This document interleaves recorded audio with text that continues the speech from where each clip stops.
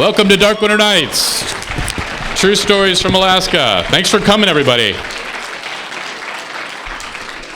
This is our North Through Our Eyes edition of Dark Winter Nights. My name is Rob Prince. I'm chair of the journalism department at UAF, and I'm going to be your host for a night of incredible true stories from Alaska. Tonight we have 8 storytellers for you, including Nancy Frescoe, Dan O'Neill, Esau Sinnok, Josie Adasiak, Dick Griffith, Erin Trochim, Matthew Sturm, and Jeff Benowitz. In fact, one of you will be telling a story for us this evening. Here's how that works. Fill out the form on the back of your program if you haven't already, and turn that into one of the ushers. They'll be coming around between stories too if you didn't have a chance to do it yet. And we'll pick a name near the end of the show. We have some rules about that, though, and I'm sorry if you've heard these rules before. First one, you have to put your own name down. Second one has to have happened in Alaska. Third, it has to have happened to you. Fourth, it has to be a story and not a speech. And fifth, has to be 10 minutes or less. So fill that out, turn that in, and you could be one of our storytellers tonight. You can also use that form to let us know if you have a story that you would like to share, but not necessarily tonight, and there's some other information on that. Just don't turn that in until after we're done, otherwise we might get confused, and that would be awkward. If you do have stage fright, please be aware we have a radio program and podcast, so we're always looking for stories, and if this is not your idea of a good time, we can go into a quiet, soundproof booth and record it there at a place that you might find more pleasant. We'll also be reading your favorite Arctic discovery memories on stage, and I intentionally make these memories kind of vague, so whatever your Arctic discovery happens to be, scientific or otherwise, we'll be reading those over the course of the night. So again, there should be sheets going around. You can put your memory down on that. We'll be collecting them over the course of the evening and reading them on stage. We can turn those into the ushers as well. Our band tonight is Thought Trade. How are you guys doing? Love you guys. Before we get started, I'd like to thank my employer, the University of Alaska Fairbanks College of Liberal Arts Journalism Department, as well as Geek City Electronics, Alaska Universal Productions, and I especially like to thank the Alaska Center for Climate Assessment and Policy and the International Arctic Research Center because they're the reason tonight's event was free. So let's thank them for that.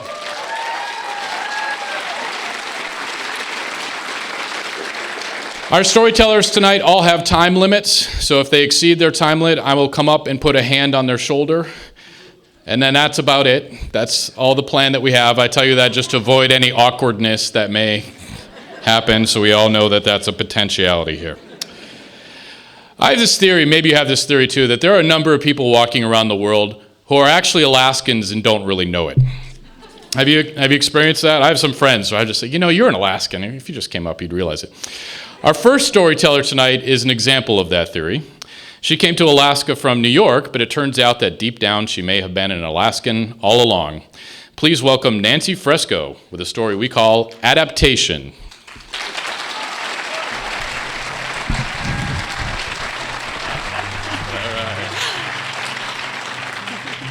Well, thank you very much. Thanks to everyone here organizing it, everyone in the audience, and thanks to the people who invited me to come, which is where my story starts, because the people who have been thanked for putting on this version of Arctic Nights are some of my coworkers. And when they were starting to pull this together, I had at least 6 heads pop around the door of my office and say, "Have you thought about doing that Arctic Nights thing?" And eventually I said, "Why me? I mean, I get it. I'm a climate change scientist and we're talking about change and adaptation, but why me?"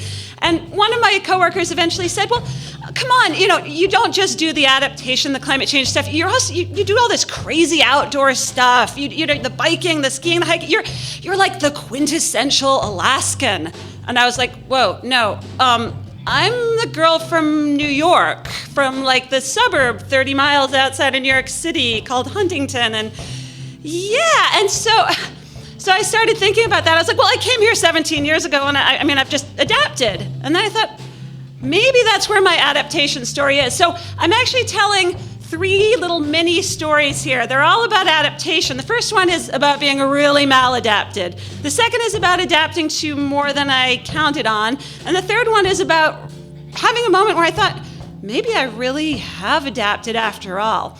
And then there's a wonderfully synergistic ending that we'll get to. But to start with, it's 1999. I've just shown up. I'm going to have my big Alaska adventure. I've got a job here. I'm house sitting for people I don't even know, and it's a cabin. There's no running water, and there's an outhouse. I'm like, oh, here I am. Okay, it doesn't get dark. All right. Very first morning I'm here, the phone rings. I pick it up thinking, oh, maybe I should take a message. And this woman just starts talking. Oh, yeah, it's Sue Sinnok here. And I'm like, wait, I don't live here. I just got here today.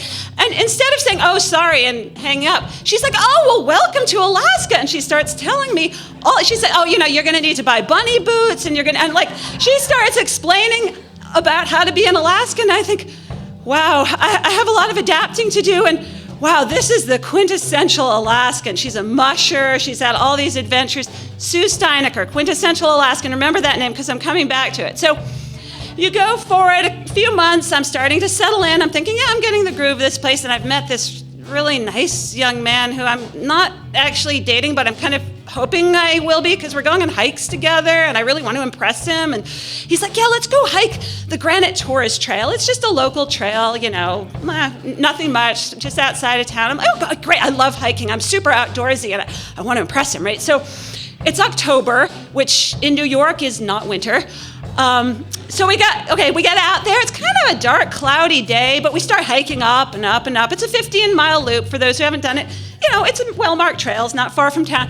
We're hiking up. It's getting kind of cloudier and cloudier and cloudier, and we're really high up, and we're thinking, this weather isn't really, and then it just turns into a complete whiteout. Just one of those whiteouts that blows in from every direction at once, and the snow starts piling up so quickly that you're sort of post-holing before you know it, and it's really great, and you can't see a hand in front of your face, and you're now at the very top of the tourist trail at that point of this way and that way are equally bad.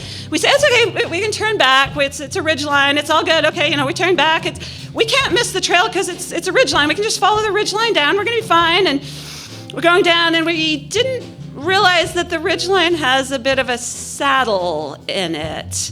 And we're following the ridgeline down, and we're following it down, and it's blowing, and the snow is getting deeper, and that's tiring, and we're pushing through the deep snow, and we're like, okay, this hike isn't that long. It can't be that far, We're hiking, it's slower and slower. I'm still trying to keep up. I'm still trying to impress this guy.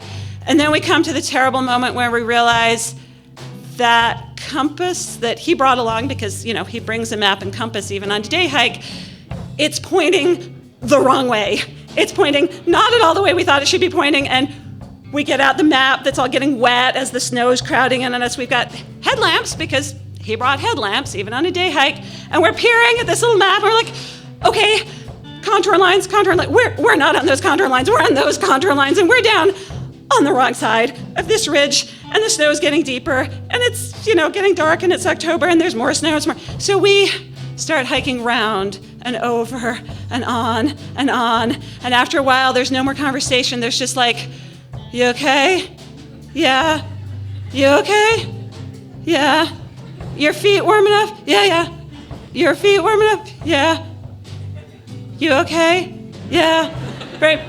For hour after hour after hour after hour, and eventually we get back over the correct side of the ridgeline, back down. We get down to a point, under the deep snow, my foot hits something, and it's boardwalk. And we dig down through the snow, and we're like, boardwalk. It's boardwalk that a person built. It's a boardwalk.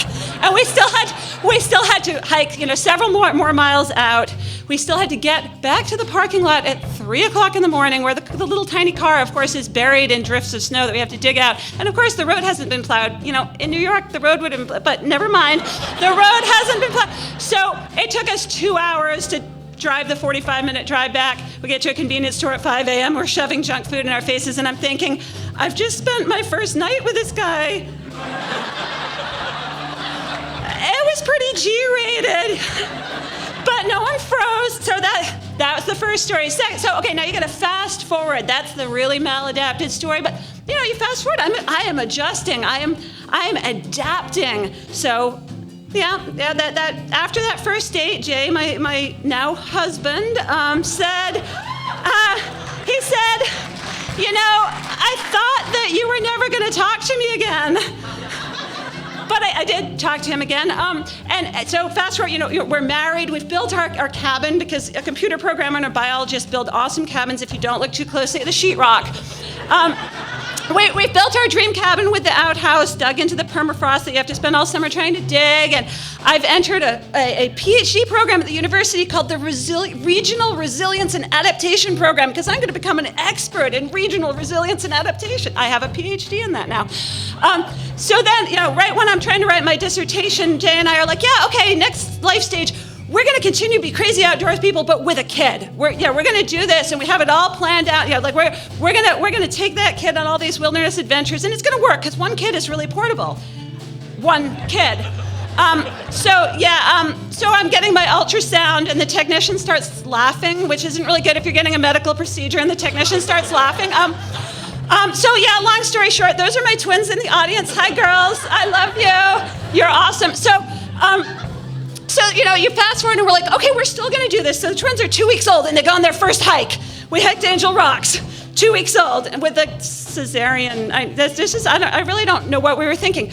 But at 5 months old, we're like, we're going to do a winter trip because now it's winter and we need to go on winter trips. We need to prove we can do this. So our friend Tom Moran, who was at that point freelancing for the Newsminer, is like, I think I can make some money writing about this. So again, long story short, I found that for months afterward, people were coming up to me in parking lots and being like, are you that one with the article in the Newsminer with the 2 babies in a sled? And, because we packed 2 babies into a sled and thought it was a good idea to go winter camping, and it all worked out. But that was the point where I felt like I had started to become sort of vaguely notorious. And then the years that followed, I'm guessing there are people out here who have seen a woman biking around town with not just one tag-along bike, but the double tag-along bike with 2 kids. But yeah, that's me too. So that was the adapting to double what I had planned on. And then we get to the point where we have taken this whole adaptation concept to the point where we're like, hey, there's this new race that someone's starting up called the White Mountains 100, where you get to do the whole 100-mile loop in the Bureau of Land Management, north of town, White Mountain. Now, this is the kind of wilderness that doesn't happen in New York. It's just a 100-mile loop, and then you're 50 miles from the nearest road, and there's no one out there. So I wore the shirt, 2011 White Mountains 100. This is the point where I was out there on skis, and I'm actually a terrible skier. I just ski classic skiing along. But I'd gone over the divide. I'm 60 miles into this race, and because I'm really slow, I'm kind of way back at the back of the pack, and I've left the checkpoint at Windy Gap Cabin 60 miles into this race, and it's 2 in the morning, that armpit of the morning when your brain's going, I don't know if I can eat any more Snickers bars, or really, you've already skied 60 miles and you're telling me I got 40 to go. Okay, focus on the headlamp beam. So I'm skiing alone. I'm skiing alone. It's dark. All you can see is the headlamp beam. Skiing alone. I'm like, yeah, I signed up for this. This was a great idea. Skiing alone in the dark. And in front of me, in the trail, there's a body. And it's lying face down, not moving. And it's a human body, and it's lying in the trail in my headlamp beam. And I'm like, I need to remember all my wilderness first aid training because this would be a good time to use it. And I think that was the moment when I thought, Toto's not in Kansas anymore. Okay, here I am in the middle of nowhere, and I'm thinking, gosh, what can I do to help? So I go up and I bend down. There's an unmoving man, face down in the trail. I lean forward. I'm like, is he breathing? Can I see any movement? No, I can't see any movement. Okay, what do I do next? Do I check for shock? Do I check for respiration? Bending down, pitch dark, no one for miles, leaning over. I gently touch him on the shoulder, and he springs up like someone shot him out of a cannon. And he turns around, and he looks at me and goes, I was just taking a little rest. And I realized he was one of the even more crazy than me people who was running the 100-mile course. And at some point, running turned into walking, and at some point, walking turned into lying face down in the trail, not moving, and just taking a little rest. And I'm like, dude, you can't do that. Now, I've got some Girl Scout cookies here. Let's get you go, okay? And I suddenly, the girl from Long Island, I'm the one who's like, here I am, like 40 miles from the nearest road. I'm going to help you out. Okay, we're good. Make sure he's like fully awake. It's got his music playing again. And I took off on my skis. So, so that's my final story of adaptation. But I have to bring it around because there's a very special ending to the story. First of all, I've done the White Mountains 100 every year since that year because I'm crazy. Second of all, my husband, remember that guy who got lost on the tourist trail with me? Right at this very moment, he is very, very close to crossing the finish line in Nome as part of the Iditarod Trail Invitational, the human-powered race.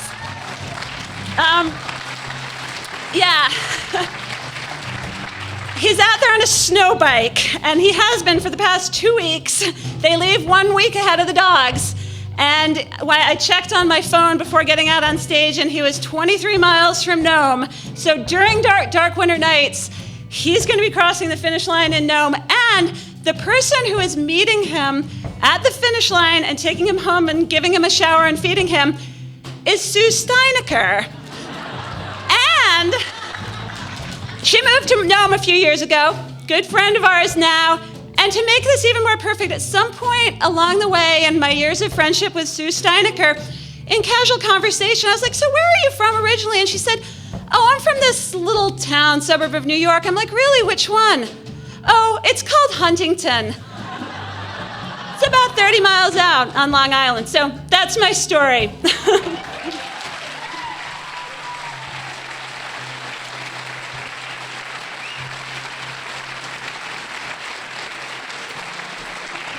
Nancy Frescoe. Okay, I just have to do a little anecdote here. I had a little downtime today with my daughter. We were watching a talk show, and they were talking about glamping. Have you heard of this? No. Glamping is glamour camping. And I said to my daughter, I said, that is as far away from Alaska as you can get. All right, some memories. Favorite Arctic discovery, Thanksgiving in a remote cabin in Northway. This is a long one. You can put your name in the hat for the storyteller if you've got 2 pages. But I read it, it's really good, so I'm going to read it here. Fishing out of Valdez by Bly Reef for halibut, felt a tug but couldn't get it off the bottom. After a half hour of tugging, it finally started coming up, but there was no fight like there would be with a big halibut. Finally, at the boat, it was a giant Pacific octopus, jetting and inking to escape. I spoke to it gently, calmly, and it settled down. I told it if she rolled over, I guess it was a she, if she rolled over, I'd pull that nasty old hook out. And that's when she rolled over, spreading her tentacles, exposing her mouth with my halibut hook sticking out of the side. I reached down and unrolled the hook. She was free, but she didn't disappear. We spent several long moments looking at each other. I touched her skin and felt her touch my hand. She finally swam into the depths. Isn't that lovely?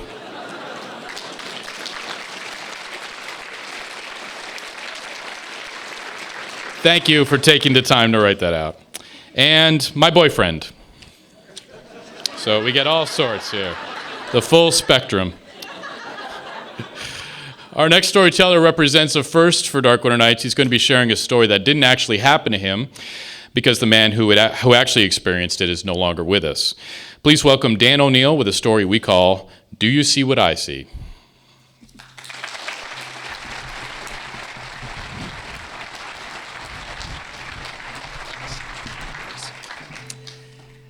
My story is about a Yukon River fisherman who made an important scientific discovery, was ignored, and finally validated. It was 1987, and Bill and Kathy Flores from Tanana were up at their fish camp on the Yukon River about 20 miles above Tanana, cutting king salmon. The kings are, as you may know, the richest salmon in the world, and an extremely important food source for the people of the Yukon River drainage, and there's about 40 rural villages that depend on the kings. Well, Bill noticed something funny with one of the kings. It smelled odd. It wasn't exactly an objectionable smell. It wasn't rotten or anything like that, but it was peculiar, so he threw it in the dog pot, the cooker that they used to feed the dog team staked out on the beach. And the next year, he noticed more of these stinky fish showing up, and he asked around, and nobody else could smell anything like he was talking about. But Bill noticed if one made it past him and into the smokehouse, it didn't dry correctly. It didn't cure right. And so it went in the dog pot too. And the year after that, more of these kings showed up. And they noticed something else. They happened to cut their fish in a wall tent. And most people just had a little plywood table on the beach cutting in daylight. But in that diffused yellow light of the wall tent, they could see something other fishermen could not see. And that was very fine speckles of white, as if a little bit of fine salt were sprinkled on some of the internal organs, like the heart and the liver and the spleen. And so Bill thought something's going on here, and he wondered if Fish and Game would be interested to figure out this mystery. And he sent in a sample to the agency here at Fairbanks, and they put it in the freezer, and it kind of sat there for months. And long about Christmas time, before it was sampled scientifically, it was sampled gastronomically. You know, somebody took it home and ate it. So Bill thought he would try the Yukon River Drainage Fishermen's Association, YRDFA for short. And they have an annual meeting where fishermen go, and fish biologists and fisheries managers. And so he brought it up there, but absolutely no one had seen or smelled anything like he's talking about. Until about 1990, he ran into a fellow called Monty Millard, who was a biologist with the U.S. Fish and Wildlife Service. He's passed away since. And that's a federal agency, and the feds weren't really managing the Yukon River fishery. The state of Alaska was, the Department of Fish and Game. But Monty thought Bill had something that was worth paying attention to. And he told him, you know, what you really need is a proper preservation solution for the sample. So I'll send you out some jars, and next summer you send them in to me, and I'll see if I can find enough money to send them to a lab. And so the next summer, Bill got the jars and preserved some fish and sent it to Monty. Monty sent it to a lab outside in the States, and it came back with a report that the fish contained a little-known nasty microorganism called Ichthyophonus hofferi. And Monty sent the report out to Bill, along with some biographical literature of this little bug with the big name. And armed with this, Bill went back to YRDFA and said, look, you know, there's a problem in the fish. And pretty much everybody would roll their eyes and say, oh, here goes Bill with his sick fish story. We'll just let him do it, and then we can do our business. And at the same time, though, as the 90s advanced, he was noticing more and more fish coming in stinky, and up to about 25%. And now, finally, some of the other fishermen up around the rapids or Tanana were noticing it too. And in fact, by the later 90s, Bill and another fisherman out there, Stan Zaray, thought that they were seeing this infection in 70% of the female kings they were catching. So this was, of course, only anecdotal information. It was just a couple of fishermen who said they noticed these things. But if they were right, then it might have significant impact on the fishery, both from the standpoint of the economics to them, because they were losing a lot of usable fish, but also for the health of the run. But when Bill tried to approach either YRDFA or Fish and Game, pretty much nobody was interested in listening. And what he was hearing as he went higher and higher up the chain of command at Fish and Game was that, you know, it's natural. It's either going to go away or it's not going to go away. What can we do about it? Well, Bill wasn't thinking actually that they could go into the river and cure every fish, but he was thinking that there was actually quite a number of important and frankly kind of obvious things that the agency could do. For one, they could tell the people up and down the river that the fish they were catching were infected with a parasite. For another, they could tell the people, were they safe to eat, both for people or even the dog teams? And again, what about how to dispose of the fish? Should they just chuck it in the river? And if they did that, would the scavenger fish in the Yukon, like the lush and the whitefish, pick up the infection. Because after all, the kings, as Bill had read, were picking it up from eating infected herring at sea. Well, the last thing that Fish and Game could do, of course, was to factor this situation into its management plan. Because if it was possible that 25 to 70% even of these fish were compromised, maybe they weren't breeding properly. Maybe they weren't making it to the breeding grounds. Maybe if they did, they weren't breeding. Shouldn't the escapement factor be adjusted? Because Fish and Game managed on the basis of escapement. That meant the fish that escaped the fish wheels and the set nets and the drift nets and made it up to the spawning grounds to spawn. So as it would turn out, the answer to every one of Bill's questions was yes, Fish and Game should do that, and they could do that. So about 1999, there was a Fish and Game fellow named Russ Holder who was at the Yurtford meeting, and Bill met him, and he too thought Bill had something there that should be paid attention to. He said, basically a lot of the people in the agency have their pet projects. They don't want to divert money away from it. But he said, I think you have something that matters here. And he sent Bill an article written by a Dr. Richard Kosan of the University of Washington School of Fisheries in Seattle. And Holder told Bill that Kosan was sort of Mr. Ichthyofaunus, probably the world authority on the disease. And he had just written this article about having found Ichthyofaunus as far north as Prince William Sound. And this was early days of the internet, but Bill, if Kosan was Mr. Ichthyofaunus of the world, Bill was Mr. Computer of the village of Tanana. It was just amazing. But so he researched all this. He knew Kosan's biography, read all his papers, and he found his email address, and he shot him off an email and said, you know, I think we got your bug up here in the Yukon River in the king salmon, and I can't get anybody interested in this, but I think it's important, and can you help us out? And Kosan was totally astonished to get this email from a fisherman in the middle of Alaska. He didn't have any idea how he could have found his work, but he seemed to know all about his research papers. And so he started asking around the lab, and it turned out that there was a young kid employed to feed the fish in the tanks who had uploaded the research papers to the laboratory's website, and that's how Bill had found it. So he was amused by that, but he thought the fisherman was certainly wrong because he had never found Ichthyofaunus in wild salmon anywhere, and in no fish had it ever been found north of the Aleutian chain. And he said he was within a microsecond of hitting the delete button when he thought, well, I don't like to turn the guy down like that, and plus it'd be awful nice to see the Yukon River. So he wrote him back and he said, well, you know, if you could find money to fund my travel and that of a research assistant up to the Yukon to 2 places to sample 120 fish and pay for everything, all our expenses, I'll make a working vacation out of it and come.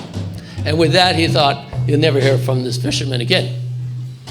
2 days later, he got another email from Bill, start packing.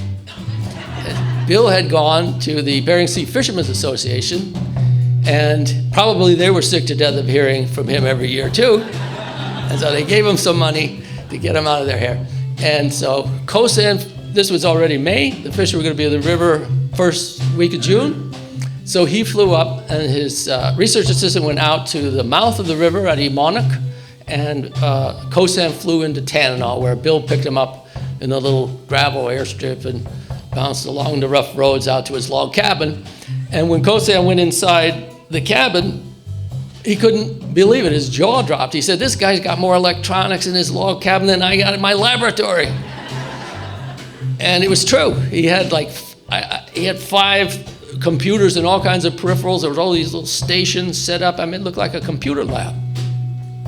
And this was still early days of all this. But the professor's education was really just beginning, because then they jump on the riverboat and motor up to the fish camp 20 miles above Tanana, and Bill starts slicing fish, and Kosan said, quote, holy Christ, they're loaded with it.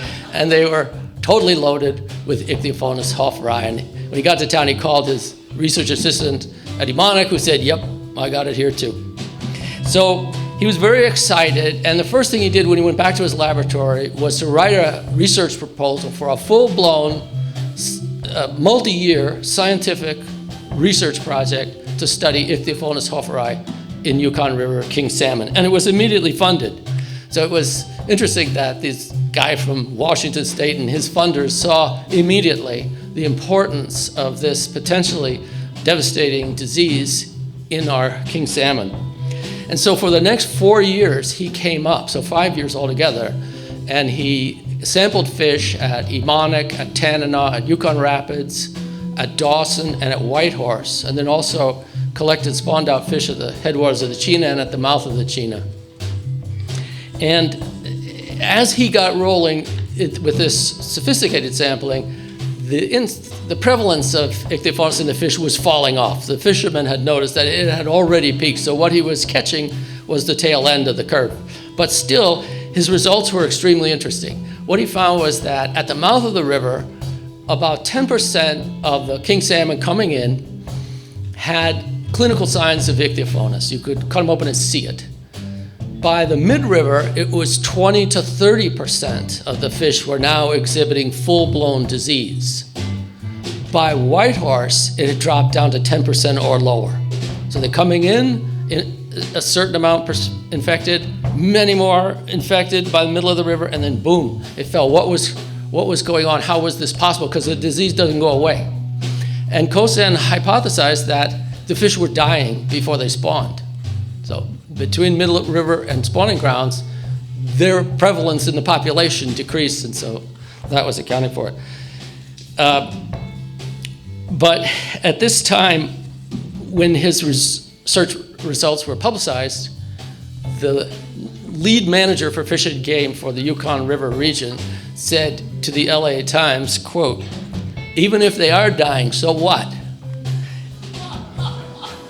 And what he was getting at, even though it seems awfully cynical and not even very good science to me, but was that if the escapement number was met, it didn't matter. It didn't matter that there were maybe, a great percentage of the run was dying.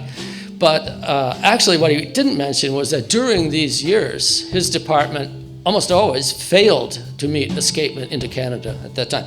But in any case, whatever side of this controversy people fall on, it has become an important scientific controversy for the 15 years since this work was done, and it involves scientists, fish disease scientists, fisheries scientists, fisheries managers, and of course fishermen.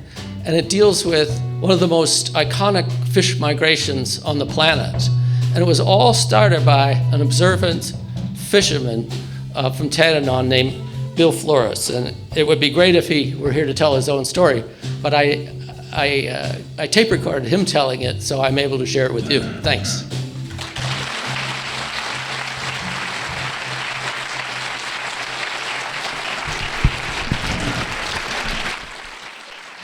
Dan O'Neill. If you'd like to see a picture of Bill Flores, it should be popping up on our Facebook right about now. That's facebook.com/darkwinternights. Okay, some memories. Favorite Arctic discovery. Moon jellyfish is in the southeast. I just read them. The Finding of Erebus, Sir Franklin's exploration ship in the North Canadian Arctic. That's pretty good. And that a brittle star this big can be 30 years old, and it's 3 centimeters. I want you to know a man this big can be 38 years old. Okay. This is stupid. That's the dumb things I say. Yeah, there it is. There it is. Thank you, Travis. We have to have one at every show. I hope that's the last one. Esau Sinnok. For Esau Sinnok, climate change is not a theoretical idea that may have vague implications on his life. It's washed away his hometown of Shishmaref, Alaska, into the sea. Please welcome Esau Sinnok with a story we call Life on the Edge.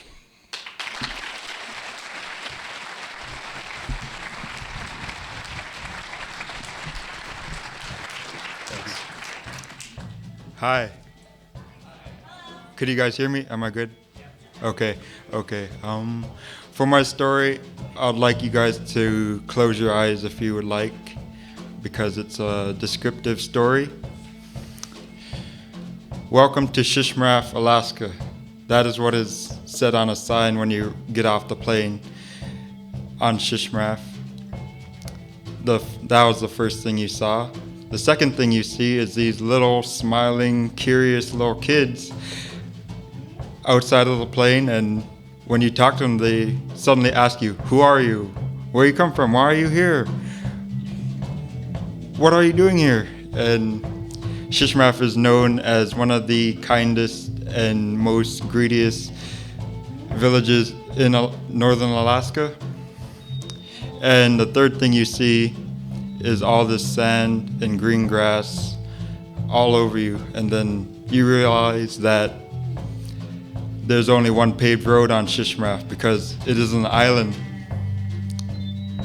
As a little kid, I remember riding my four-wheeler to the boats, to our boats, and loading the boat with our hunting gear, with our camping gear, and my uncle would always help me bring the materials onto the boat.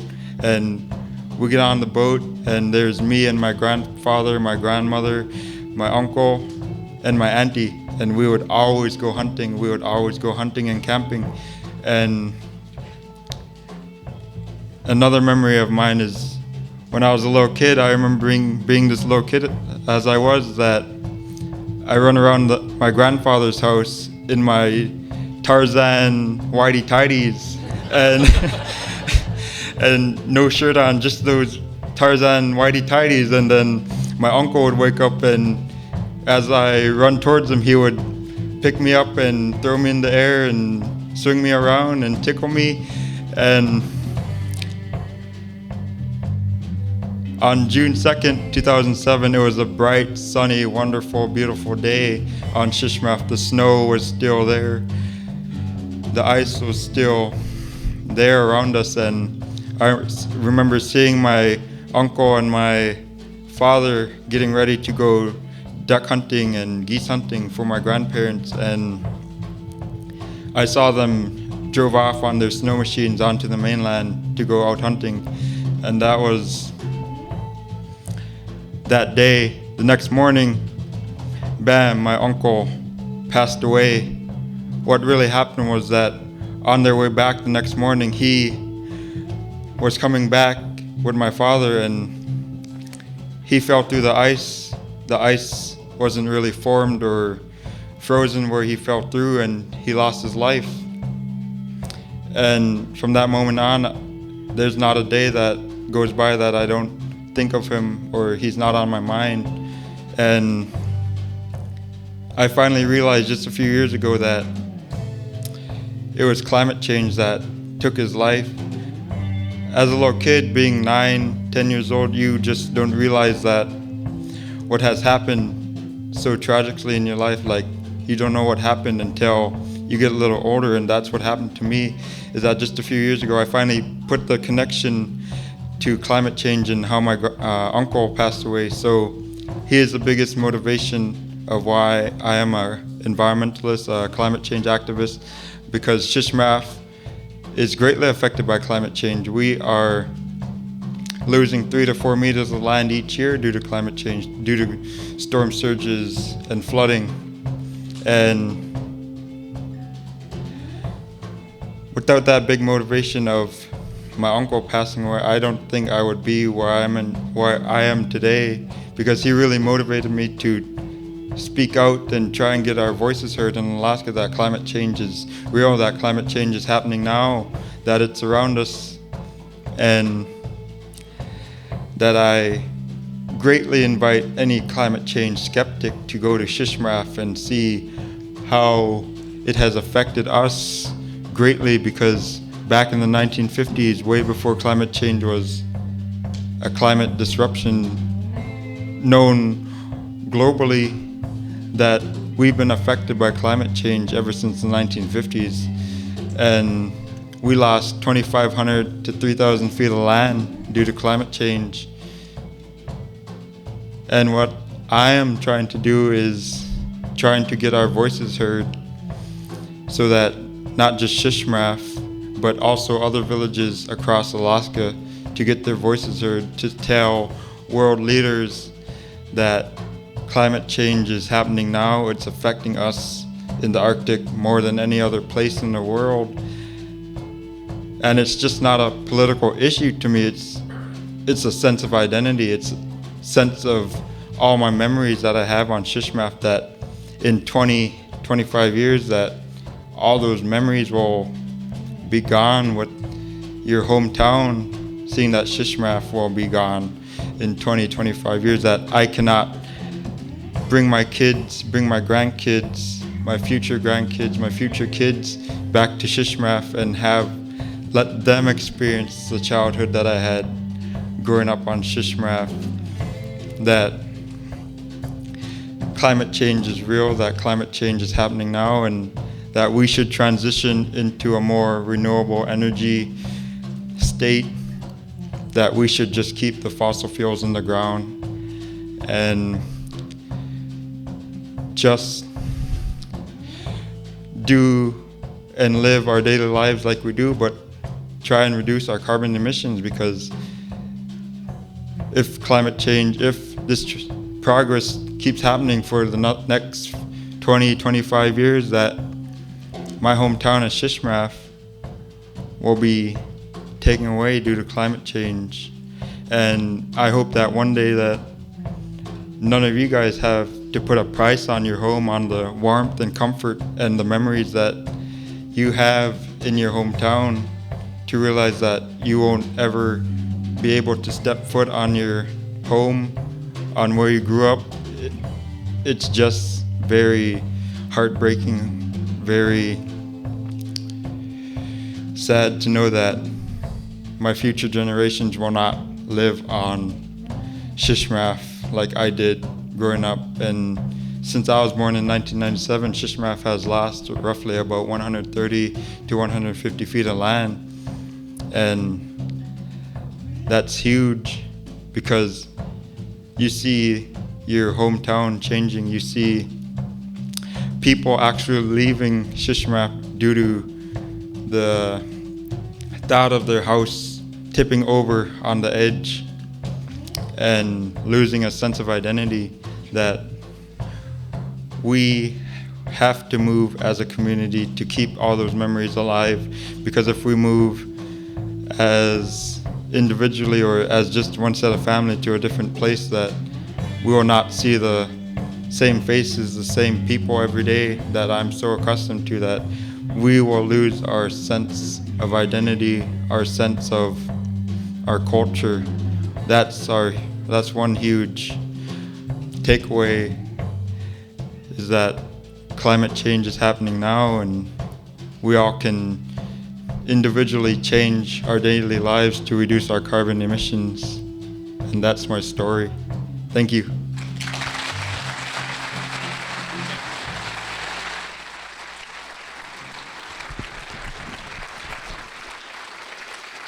Esau Sinnok.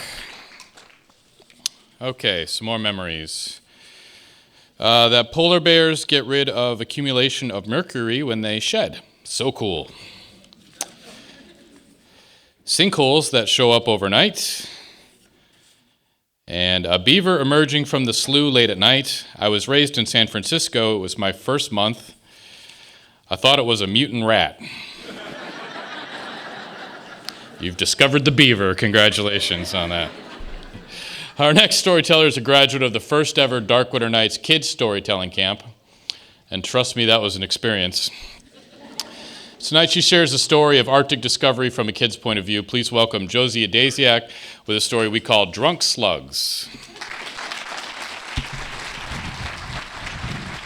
All right, yeah. It was a couple summers ago. My family was staying in a little cabin on the woods in Cordova. We were going on a lot of hikes because Cordova is so different than Fairbanks. All the plants were lush and green, the trees were covered with moss, and I could pick my favorite salmon berries in the backyard.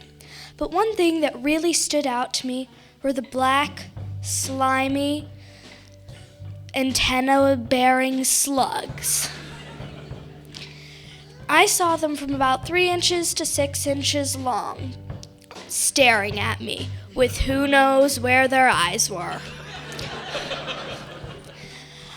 I was always okay because the slugs were off the trail, until one day after dinner when my family was roasting s'mores around the campfire, I saw one of these slugs, inches away from my feet. I ran away due to fear, but my family called me back outside a couple minutes later because of something they thought was hilarious. I came back outside and saw that slug nestled up against the burning hot metal fire pit. We now call that slug the slug on drugs, or the self-immolating slug. My sister and I always wanted to kill these slugs, but my parents said, no, you can't kill the nature. My dad took me to the library to show me so we could find some facts about the slugs to assure me that they couldn't hurt me. In one particularly interesting pamphlet with one particularly interesting fact, I found that these black slugs were an invasive species and that we should kill them.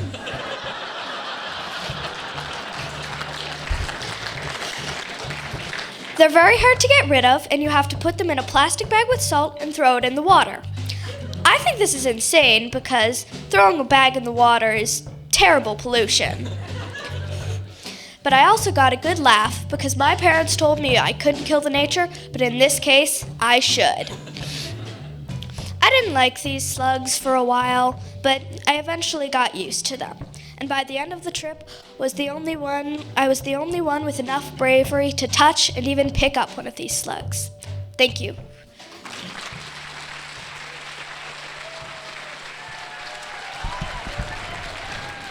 Josie Adasiak. I am taking full credit for that story. Okay, memories. Arctic. The first time we did it, they were Thanksgiving memories, and that was like 2 years ago, and I just cannot get out of my head that they're not memories anymore. What's your favorite Arctic discovery? Ice wedge polygons. Foreshadowing, by the way. A later story. You shouldn't drive on flat snow.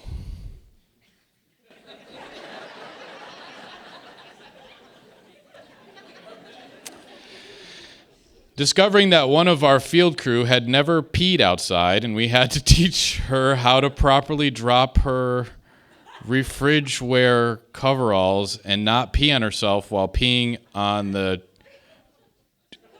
Chutki sea ice. I'll be straight up. Normally I read these before I come up here just so I have like a vague sense. And that one slipped past me, so. Our next storyteller made quite a splash at our last big live event in November, so we decided to bring him back because I had more questions for him than we had time to go over. He's traveled 6,000 miles through the Arctic under his own power and is a living Alaskan legend. His book is called Canyons and Ice, and it's available out in the lobby tonight after the show. And he'll be available to sign them for you as well. You can also find a link to his book on our website, darkwinternights.com. Please welcome Dick Griffith.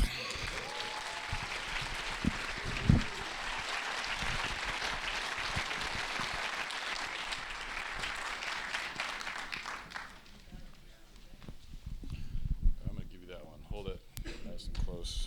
I'll just take the top off.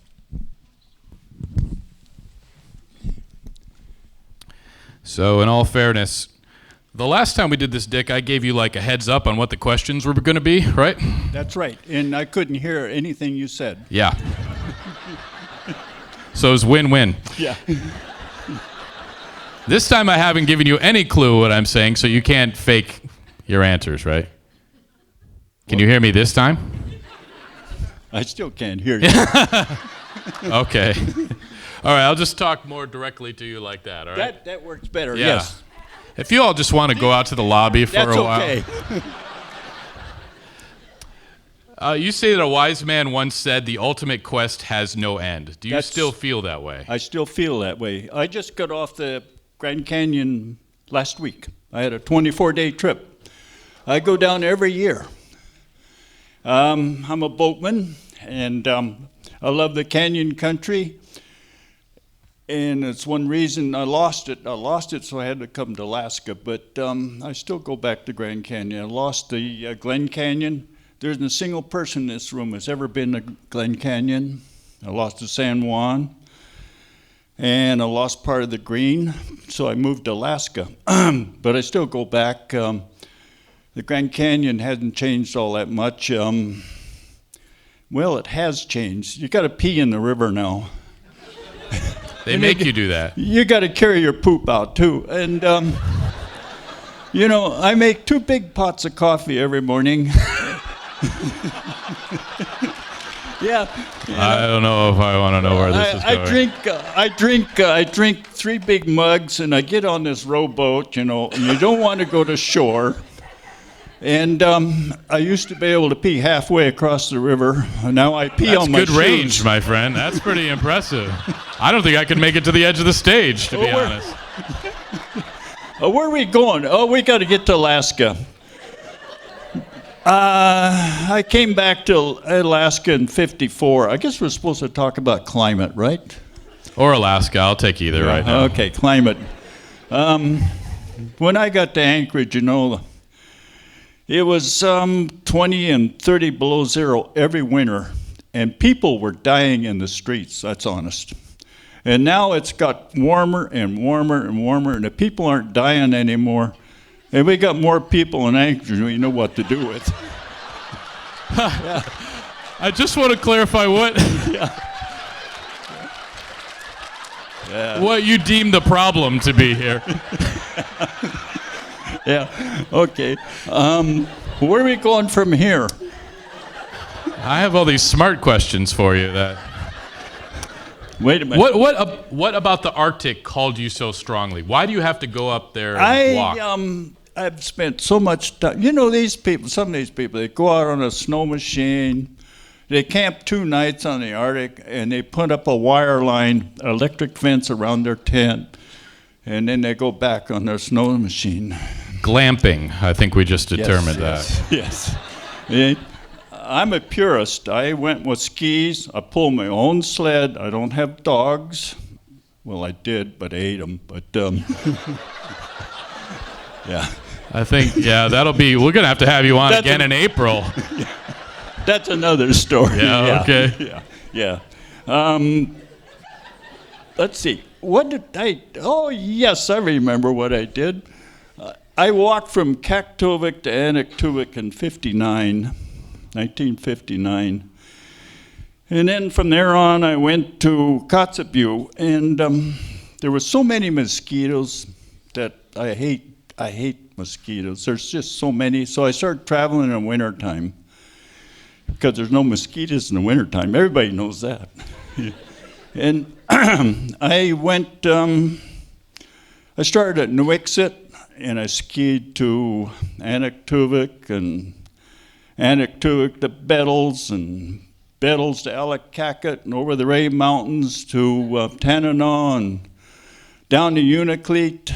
And then I retired in 1989, so I could just keep going. So I started at Unalakleet, and I skied to Barrow. That's 900 miles. I made it in 63 days. And when I got to Barrow, I decided I'll go to Kaktovik. So I skied to Kaktovik. And when I got to Kaktovik, I decided to keep going, and next year I went to Tuktoyaktuk. And then from there I went to Pawtucket and Klugatuk, and Cambridge Bay, Johaven, Pelly Bay, and I ended up in Repulse Bay at the end of Hudson Bay. And at the time I was 73 years old when I finished. And my travel across the Arctic was pretty slow. I only made 15 miles a day. That's my average speed. So I was out there actually over a year. And speaking of global warming, I keep seeing these ridiculous pictures of these starving polar bears sitting on a block of ice. I've seen starving moose, they look the same way. I've seen starving caribou, they look the same way. And I run into, I don't know how many polar bears, because I've gone through, I figured, 3,500 miles of polar bear country. And I've had a few run-ins, but I'm very careless. Don't listen to me, but I sleep on my food, and I cook inside my tent. I never cook outside the tent. It's too hard to cook outside your tent. It's much easier to die of carbon monoxide. Is that what you're saying? A couple times, no big deal. Yeah. And polar bears, they're gentle creatures. They really are. They got a bad rap, I still think so.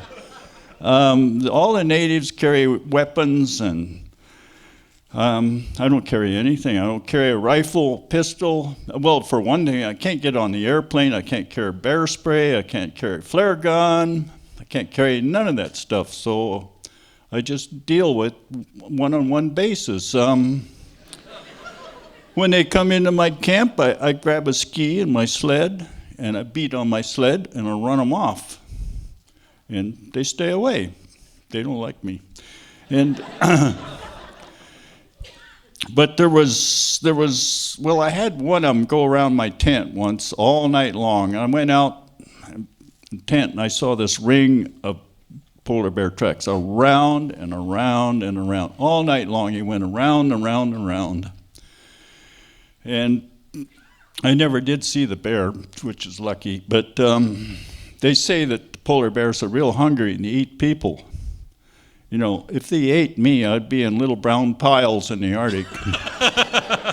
They didn't eat me. But I had one polar bear that I had to use my wits on. It was way over in eastern Canada. It was towards Joe Haven. And in the morning, I heard the crunching of snow, and then I saw the silhouette against my tent. So I yelled, and the bear went away, of course, but I knew I had to run it off, so I thawed out my zippers. It takes about 5 minutes to get out of a tent. The zippers are all froze. And I grabbed my sled and my ski, and I beat it, and I run the polar bear off, and I went back in, cooked up breakfast. I have a wood stove, by the way. I cooked up breakfast, and when I went out, the bear was laying about 50 yards from my tent, waiting for me to come out. You wanted to wait till after you had breakfast, probably. Yeah. It's like a 2-for-1.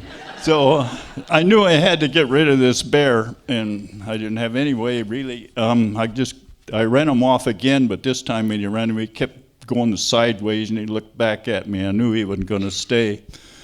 So I went back in the tent. By the way, I forgot to tell you, but the first time I went back in the tent, there was 3 great big slits in my tent. He had sliced his paw down, ripped my tent open. I didn't even know it because the wind was blowing. And he just missed my sleeping bag by about 4 inches. Anyway, I went back in and I cooked up, or I melted some, thawed out some fish strips, and I buried 20 Advil and 10 Tylenol in it. And I dropped it in my track, and the polar bear, of course, as soon as I left the camp, he picked it up and ate it, and he followed me for about 2 hours, and he just disappeared. Never saw him again. So don't let anybody tell you that polar bears are dangerous. They're not. Are there any children here? I just want to double check. Yeah. We might have to talk a little afterward. One thing I'm curious, you worked as an engineer. Why didn't you get a job in the outdoors? Why didn't you get a job working outside? Actually, I was at a desk job. I Yeah. just had to go look at runways. You know, we were just talking about Shishmref a few minutes ago. I worked on that for a long time. I worked on all the village runways, Anaktuvik and Fairbanks and Kotzebue and Barrel, everywhere. I worked on runways. Why didn't you find, if you enjoyed the outdoors so much, why didn't you work in anything outdoors, a forestry person or something? I was a geologist and I starved to death. Oh. Now you know. They don't pay you to stand out there, I do had they? to go back to school and get smart real quick. You mentioned this you kind of had to be at our last show, but I really have to follow up on this. You said at one point that it's really handy to have a work wife. Are you young guys out there? And we didn't get a chance to get into what that meant. And a lot of people asked me afterward, how come you didn't follow up on that? I'm doing that now. What is a work wife? A working wife is a wife that lets you go on all these trips and she supports you.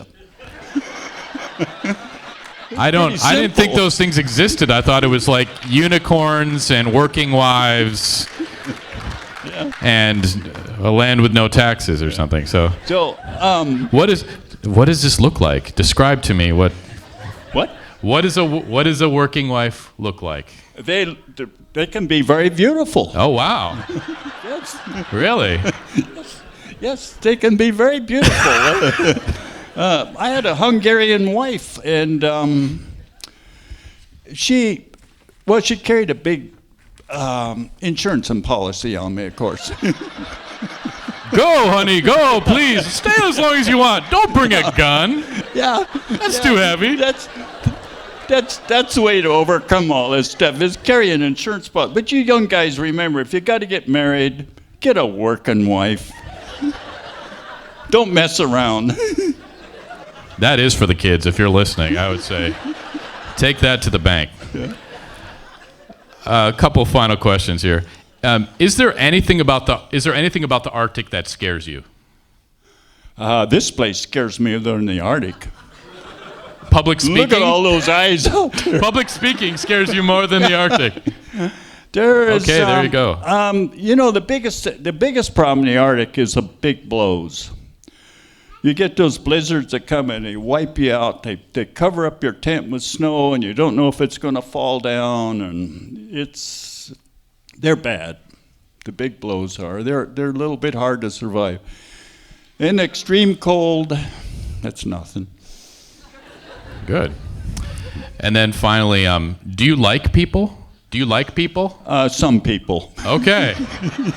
Dick Griffith, ladies and gentlemen.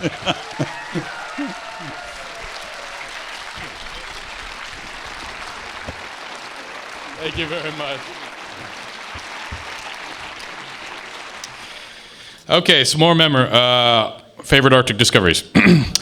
The aurora, snowy owls. We have some really amazing people in the audience who've discovered these incredible things.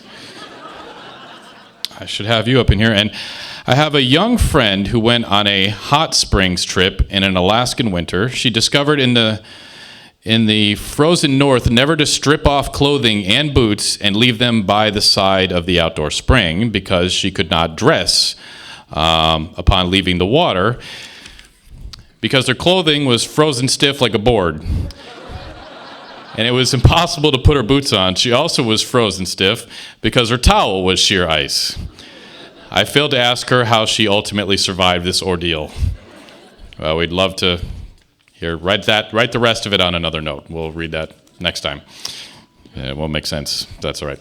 Okay, so maintaining a home in Fairbanks is not quite like anywhere else here on Earth. There's a cast of characters who are constantly trying to make us homeless. Whether it's permafrost, mold, squirrels, carpenter ants. One time one of our cats brought a vole into the house and forgot about it. It was sort of like saying, hey man, just tear this place apart from the inside. Have at it. Our next storyteller battled her share of natural forces in an effort to keep up the four walls around her and the roof over her head. Please welcome Erin Trochim with a story we call Continuing the Balance.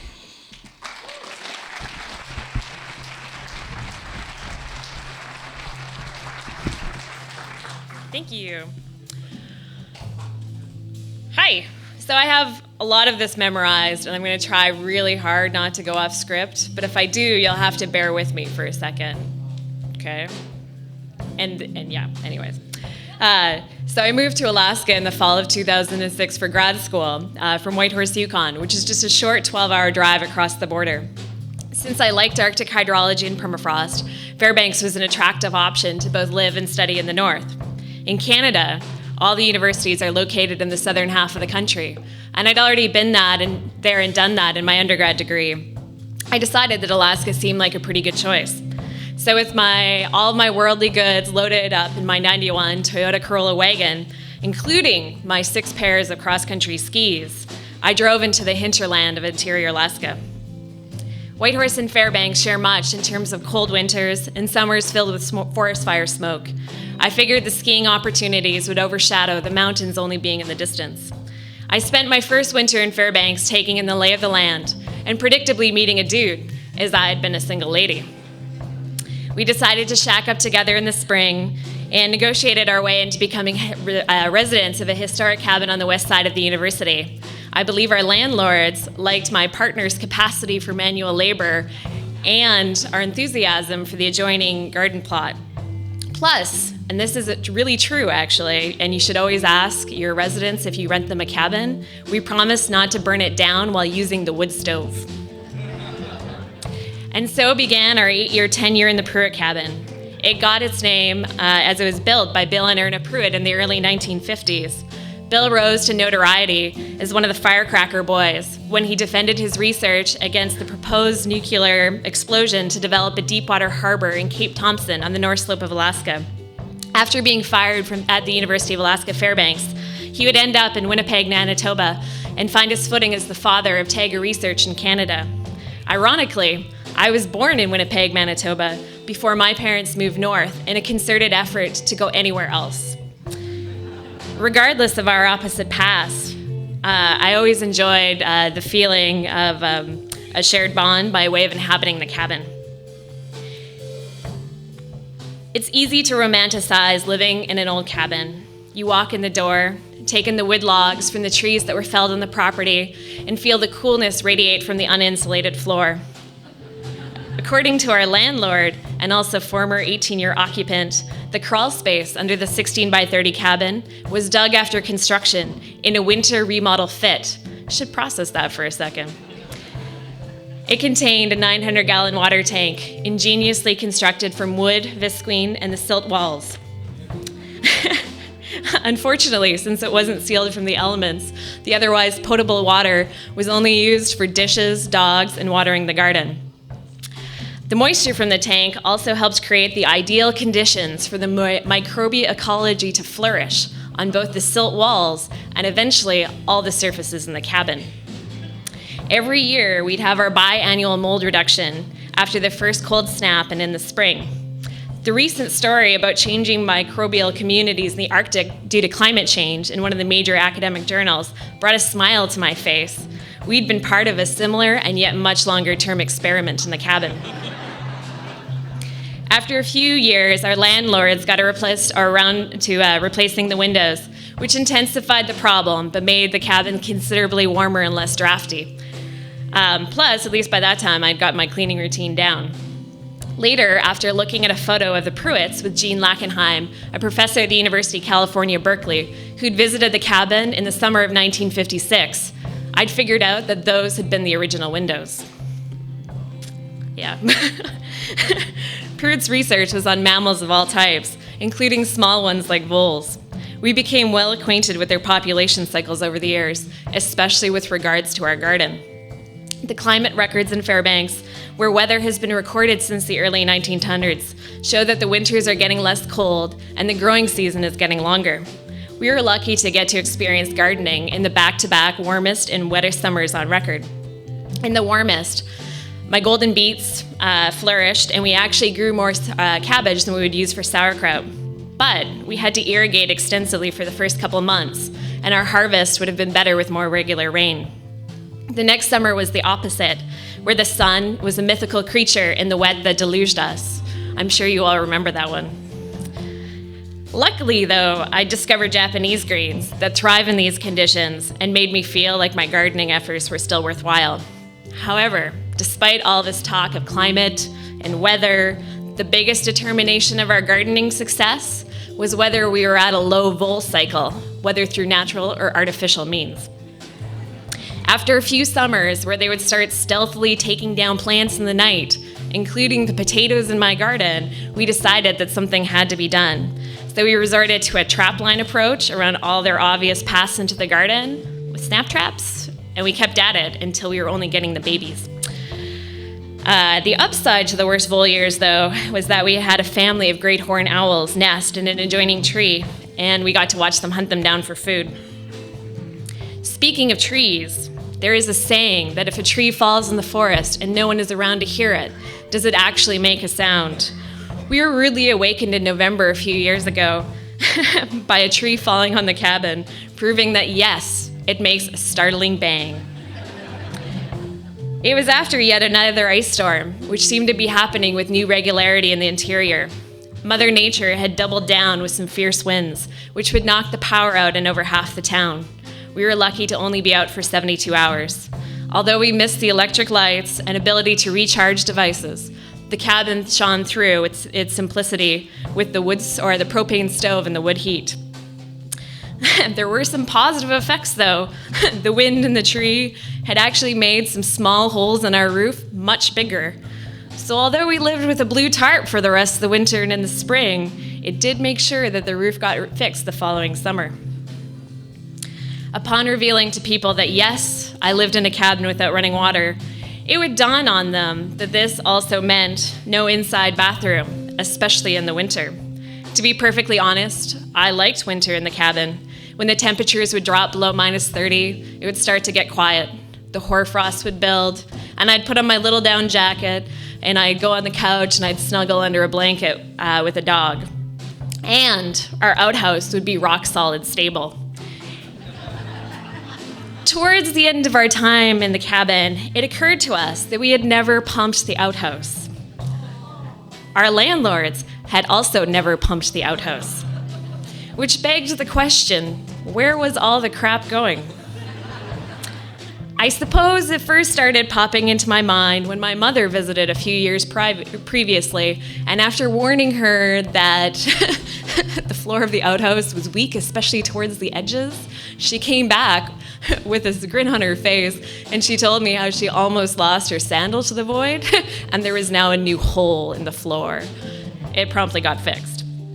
But then, after the extreme summers, the outhouse actually started tilting, which started to have us quite confused.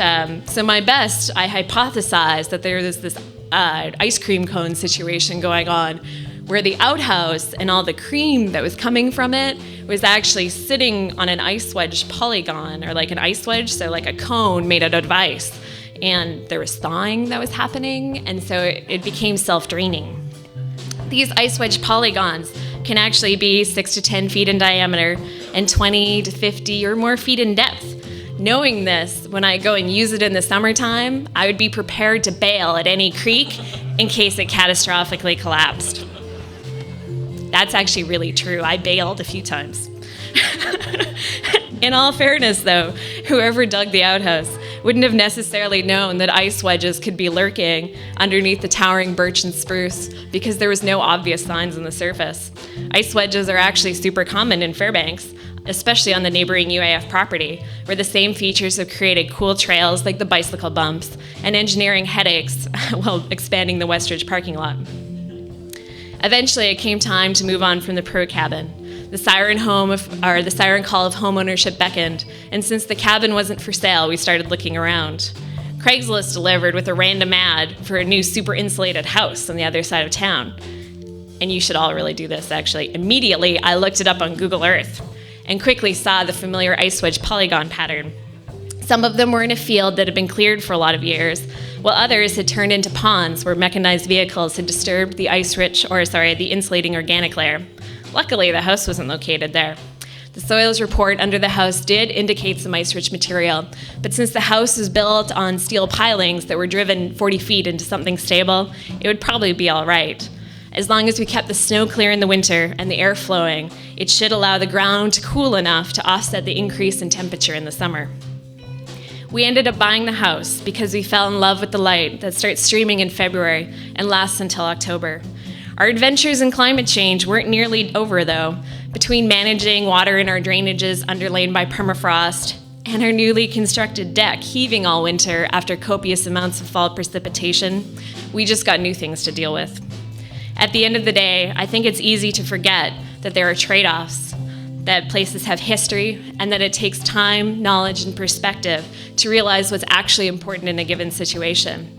It's also easy to make sweeping generalizations, which, if I were talking about the cabin, would have been that it was a cozy home full of love, laughter, and good food. There were some things that were annoying, but we were living in a cabin that was over 60 years old. Yes, if you put an outhouse on top of an ice wedge, you'll probably thaw it. If you change the temperature and moisture conditions, microbial ecosystems may decide to flourish. Even in a longer growing season, you may have to deal with voles, and it is important to be very conscientious about trees and water around your house.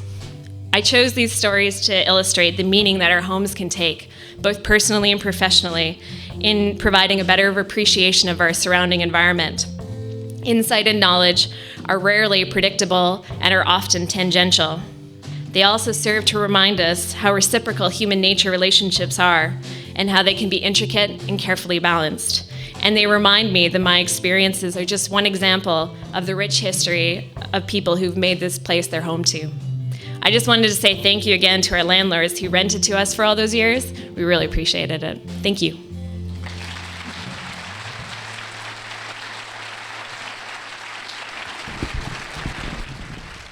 Erin Trochim. I'm not sure if any of you are looking to buy a house in Fairbanks. I just heard a very helpful home buying tip from a scientist in Anchorage, actually, that if there's a certain species of tree growing on the property, you know that there's not permafrost. And it's the palm tree, actually. I was waiting for someone to beat me to that punchline, and I know some of you might have heard that one. All right, some of your favorite Arctic discoveries. Eating gummy bears while sorting a muddy trawl. Is that like a scientific, am I saying that right? Okay. Is not a good idea. You might mix up which hand is holding candy and which is holding a snail. You might or you did, I want to know. Living remotely on the Yukon River and eating squirrel stew. The stew wasn't that good, but it filled my empty belly. I think I could have told you that one probably ahead of time, even from here. Moving home to Fairbanks after college, my favorite discovery was finding that it was still here, a place I belonged, a place with no big hair or pressure to own a designer purse. This is a place to belong. I had to leave to discover that fully. All right. Thank you for that. Many of my favorite Alaskan stories happen when Alaskans throw themselves into outdoor adventures without really knowing what they're getting into. Our next storyteller is a great example of that type of situation. Please welcome Matthew Sturm with a story we call Swimming with the Salmon.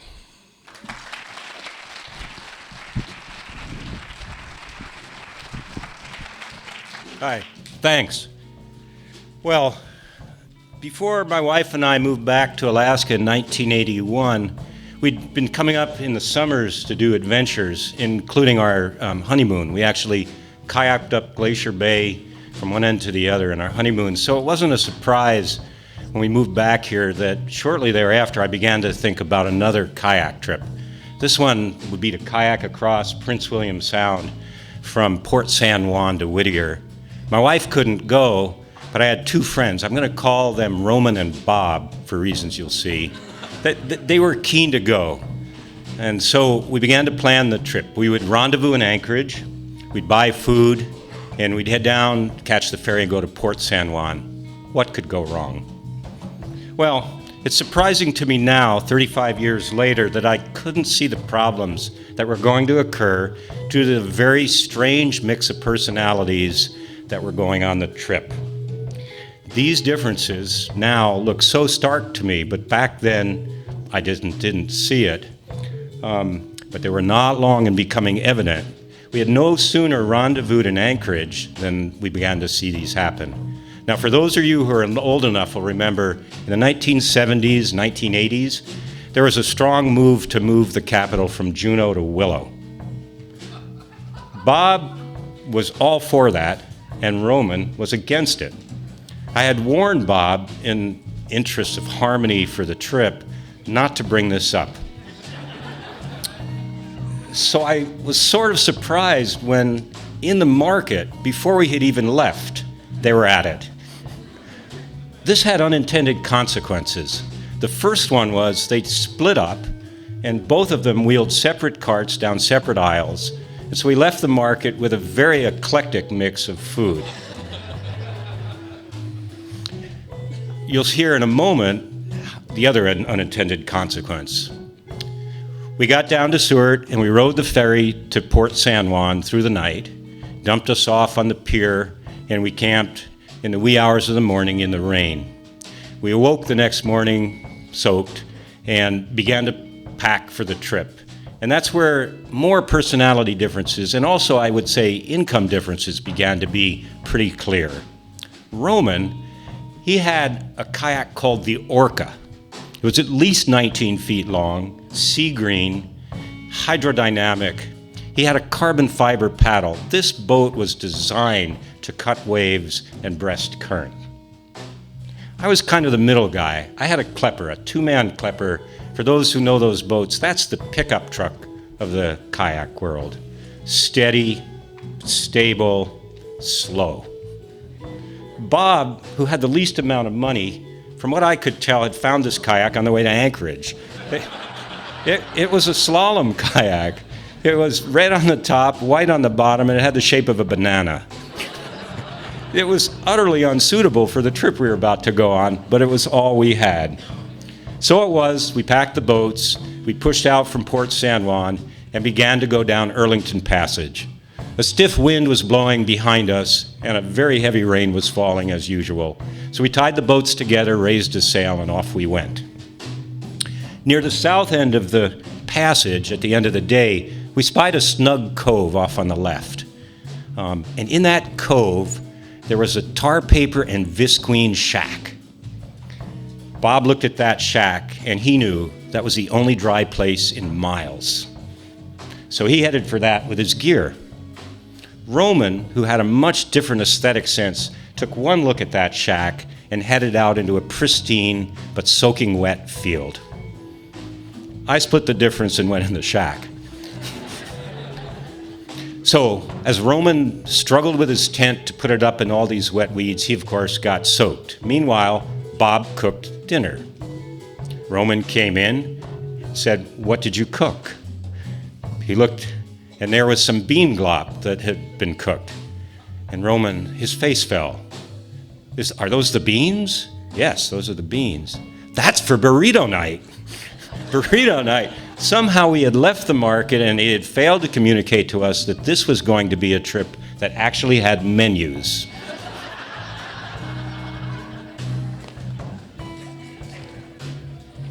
The next day found us paddling up Prince of Wales Passage against a stiff current.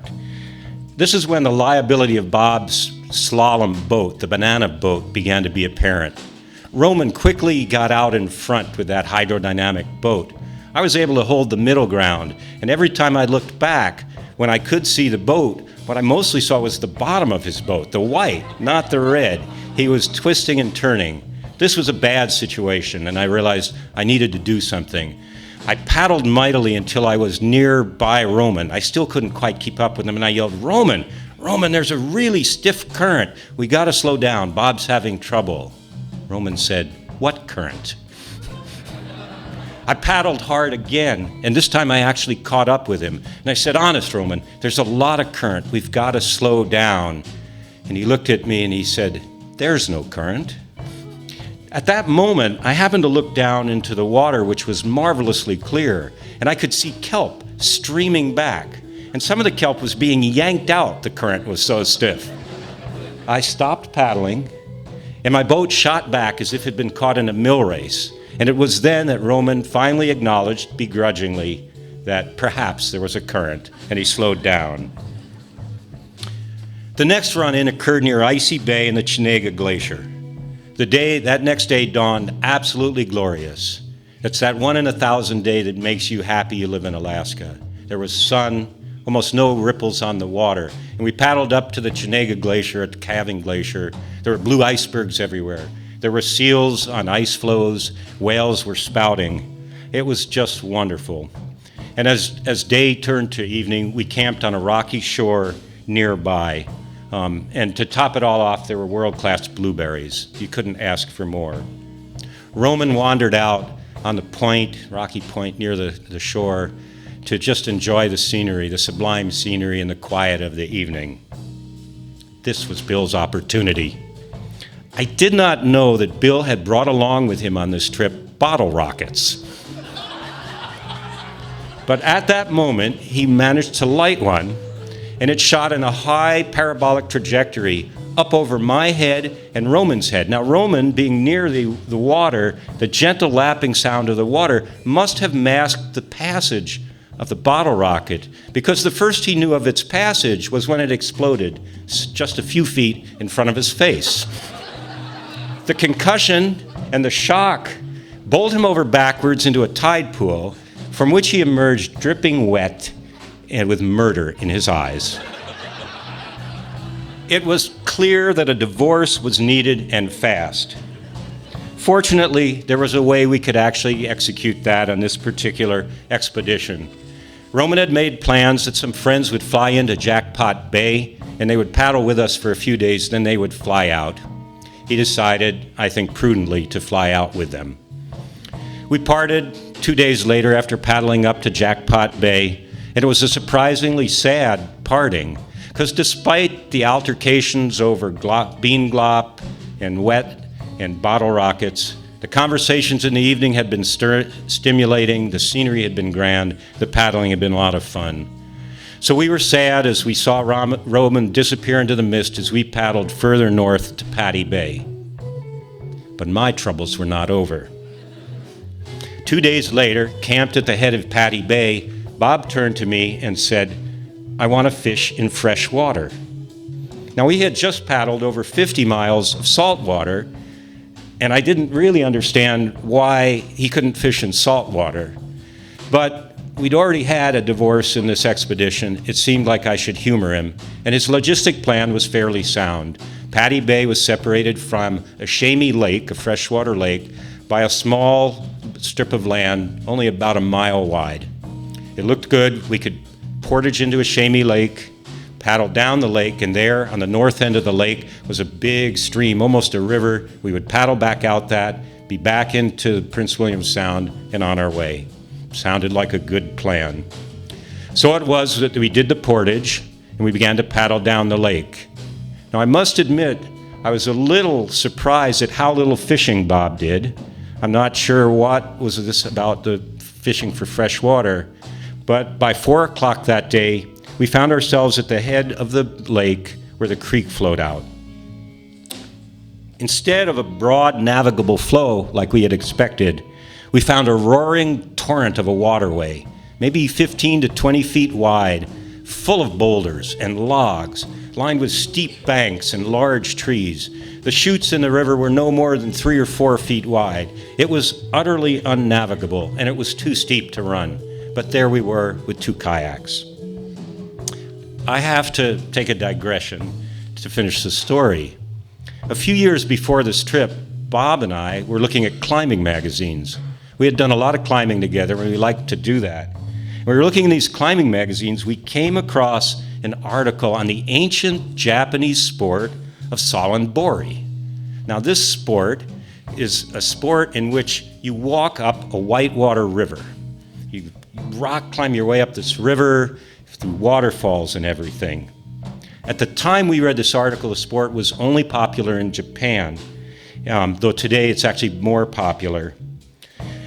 And the most interesting thing to us was the sport was practiced wearing traditional Japanese garb, a white loincloth called a fundoshi, straw sandals called waraji, and a stiff bamboo staff. Today in Japan, it's practiced wearing Gore-Tex and climbing shoes and harnesses, but the traditional way was to wear the white loincloth. It seemed to us, faced with this river too narrow and too white water to run, Sawanbori was our only choice. I suppose it was knowledge of the loincloth that led to the next decision, but we stripped off all of our clothes and stark naked put on our rubber boots, grabbed the front and back of the kayak, and began to negotiate our way down these chutes. With the kayak under each arm, we had something to keep us stable, and rarely were both of us in water over our heads. It was utterly exhilarating. We were shooting down these chutes and over and around curves, and it was just amazing. At some point during this descent, perhaps when the foam cleared and I could see in the clear water, we realized there were thousands of salmon in this creek, and they were running upstream. This was amazing. At one point, a salmon literally jumped between the boat and my arm. Truly amazing. But we had little time to appreciate this migration, for as we whipped around another corner, this stream necked down to less than 6 feet wide, and in a roar shot through a cement culvert, over which there was a bridge, and standing on the bridge were 2 fish and game people counting salmon. Now, they were bent over double in laughter, but I had almost no time to contemplate that, for the stream shot around another corner and shot us out into Ishemi Lagoon. The lagoon was less than 100 feet wide, and on both sides it was lined with well-dressed anglers. We had managed to find the most popular salmon fishing place in Prince William Sound. The water, however, was so cold, we really had no choice. There was no way we could tread water forever. So, somewhat nervous, we paddled to the south shore, where 2 more fish and game people were there, also doubled over in laughter. And mustering as much dignity as we could, we exited. The fish and game employees very graciously told us that there was a trail back up to the lake where other boats stood. We thanked them, and again, with as much dignity as we could possibly muster, we headed back to get our other boat, which we ran down the stream in the same way, though prudently on that run donning underpants. Today, there's an elite fishing lodge on the lagoon, which was not there in 1983. The weir, which was built by Fish and Game, is still there and still being used. The lodge website, if you go there now, says Ishemi means place of great fishing. Something we should have known back then. Apparently the second largest run of sockeye and red salmon run up there. Bob and Roman, I don't believe, have seen each other, though I'm friends with them both still. And to be honest, to this day, I still cherish the memory of that time we swam with the salmon. Thank you.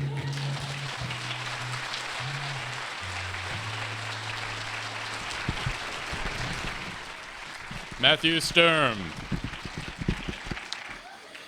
All right, some more Arctic discoveries. Caribou cuisinos and smoked salmon dip. Does anybody know what that? Okay. Seal liver is very good. And I found where I belong. I would also like to note, I really appreciate how many of you are having to write subarctic next to it. I love the precision that you're adding to these. I think we might have some scientists here tonight who just cannot bear to make a memory without modifying that. All right, it's time for us to pick our storyteller from the audience. Are you ready? Do you remember the rules? Okay. When I call your name, come on down up front here, and Colleen will show you how to get up on stage. So, send in the hibernating Arctic ground squirrel to bring in our storyteller's name here. Wait for it. Now you all have to be very quiet, because he's been sleeping for months.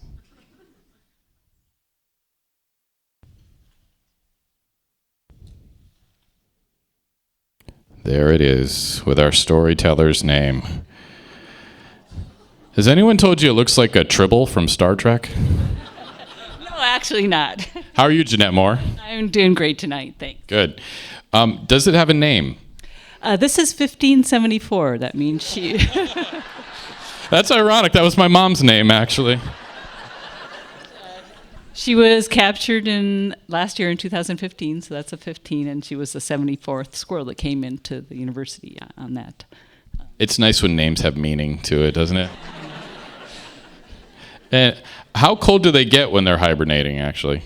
They get to ambient, but they live underground, so they're about, where permafrost is. So they're the only mammal who can drop their body temperature for prolonged periods below freezing.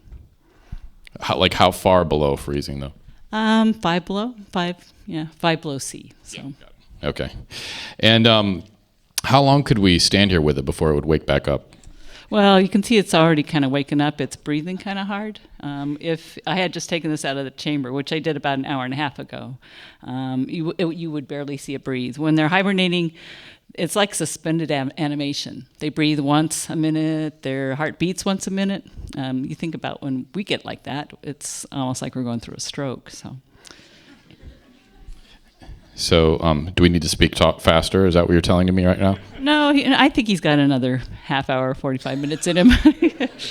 I would feel really bad if you woke up as an Arctic ground squirrel on stage with like 300 people looking at. I mean, can you imagine me like, oh man, I wonder if there's any food. That would be really uncomfortable. How long do they hibernate for typically?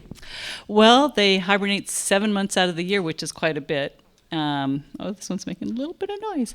They go in and out of hibernation all winter long, though. And the cool thing is that they don't really know that it's, the end of winter, but they do. They don't have clocks. They wake up and they go outside, and it's spring, apparently. I mean, we don't know how they do that. And actually, that's what we're studying in the next 3 years. Okay.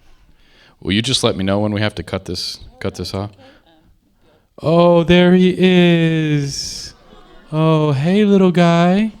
Wait, it's a girl, right? It's a little girl. Do you have anything to say? Is this mean or? Touch her right now. She's very, very cold. It's like holding an ice block. Can I touch her? You need gloves. Does anybody have any gloves on them? Where do they live in the world? Are they outside of Alaska? Yes, they are. They're circumpolar, but they did just rename the species in Europe. But in Canada, it's the same species as here. We have a lot of subspecies. So if you've ever been down in Denali, you've seen squirrels like this. But they're smaller and they're actually more golden in color. This one's actually quite silvery almost. But yeah, it seems like if you're driving in the places that they're all over the place, but it's almost like little islands where they live. And so they need special ground that they can actually dig in and the places where they can eat. And how much do they have to worry about predators when they're hibernating? Only weasels. But weasels will go in their burrows in winter and eat them. So that is a rude awakening. How do you store them, actually? Well, except for the cooler here, we actually have really nice chambers at the university. Originally, our chambers were built by the Wilbur brothers in the 60s, and those were really wonderful chambers that we could actually control light and temperature on. But just 2 years ago, we built new chambers that we can actually gradate, change the temperature and the light over a slow amount of time. So they're really nice new chambers that we have for them now. It's just like big refrigerators. That would have been a shorter answer, but that's okay.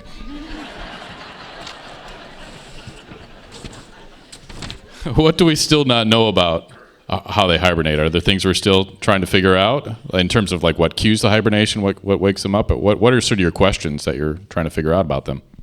Well, right now, like I said, they're really pretty neat. You think about people, one of the problems that people have is the seasonal affective disorder. And a lot of that is that, you need light to, get you up and get going. Well, these guys, of course, need light, but they have a really strong clock. I mean, it's your internal clock that says, oh, it's time to get up and wake up. But these guys have a really neat clock that, in the wintertime or in the summertime, sure, you're saying that they live up north, and so they go to bed at night. You think, oh, no, it's light all the time. How do they know when to go? No, 7:30 in the morning. I looked up this one squirrel, 7:30 every single morning, all summer long. That's when that squirrel was coming up and getting out of bed. And 11:30 at night, it was back down. So right now what we're trying to figure out is, well, how do they know it's spring? Because the males actually wake up a month before they get out. And So that's our next project. We're studying how they know what time of year it is when they're underground and it's dark. I can save you some time. I think the groundhog tells them, and if it's a couple weeks late, these scientists, man, you gotta tell them everything. Can humans hibernate? Have we looked into that at all? Well, I'm going to ask the audience. Do you think humans can? I've seen some students in my classes who are demonstrating at least what I would call short-term hibernation. Any? Actually, statistically, in Alaska, children do not drown because they fall into the water and they get so cold that their body shuts down. And that's essentially what happens with these squirrels. It's suspended animation. It's not sleep. In fact, when they wake up, when this squirrel wakes up here in another hour, it'll go back to sleep. It will actually go to sleep. But because our water is so cold, that's what happens with children. And indeed, there have been cases, if you just Google it, where people have gone into hibernation, their body shut down. And actually, it's very protective, which is really neat about these things, because these animals will go through what, like I said, stroke. And if you think a person, signs of stroke, if you don't get them to the hospital in an hour and a half, they have permanent damage. And after 3 hours, it's possible life-threatening. But these animals do this all day, all year long, all winter long, and yet they wake up and with no damage whatsoever. So that's something that we're trying to figure out, that we know what they know how to do. Another thing is, has anyone ever broken their arm and looked at how puny their arm looks after they take it out of the cast? These guys do not lose bone mass. They do not lose muscle mass over 7 months of inactivity. I mean, how do they do that too? So these are the kind of questions that, little secrets that these little animals have. That could be very interesting for space travel as well. Exactly, yeah. Although I do want to say, for the second time, kids, don't go throwing yourselves in icy rivers being like, I'm going to hibernate. All right, we'll talk about that later. Have you ever been tempted to do the old summer cramp trick where you put some shaving cream on its paw and then tickle its nose? No, not. But like I said, it takes a long time for them to wake up, so you'd have to be really patient. I mean, you'd put it on the shaving cream. It'd be the slowest prank in history, wouldn't it? It would be. Wait for it, I'm getting there. Be patient. Well, little girl, thank you so much, Jeanette Moore, for coming. And little girl, I just want you to know that when you wake up, I hope you know what a special little ground squirrel you are. And I just think you're the greatest, and you just enjoy the rest of your sleep, okay? And I hope you're having some weird little dreams right now. All right, thank you so much. 45, 92, and 153, or that was your siblings. Thank you, Jeanette Moore.